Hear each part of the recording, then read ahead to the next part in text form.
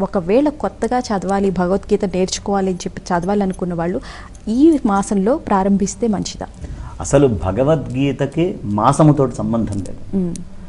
ఎప్పుడు మనకి బుద్ధి కలిగి, ఎప్పుడు అంటే మీకు చూడండి, భగవద్గీతలో అధ్యాయాల్లోనే మొట్టమొదటిది ఏమిటి? విషాద యోగం. అదేమిటండి? విషాదం అంటే ఏడుపు. ఏడుపు కూడా ఒక యోగమా? ఏడుపు యోగం ఎట్లా అవుతుంది అంటే, విషాద యోగము అని ఎందుకు చెప్పారంటే, భగవంతుణ్ణి చూడాలని భగవంతుడి ముందు ఏడ్చేటటువంటి ఏడుపు ఎప్పుడూ ఒక యోగమే. ఎప్పుడు మనకి సత్యం తెలియాలి అనే ఏడుపు వచ్చిందో ఆనాడు మనం పుస్తకం తీసుకొని చదివితే అదే మహత్తరమైన మాసం. దానికి ఒక లెక్క ఈ మాసమే అని. ఇది ఇంకా విశేషం, కృష్ణ పరమాత్మ ఉద్భవించాడు కాబట్టి.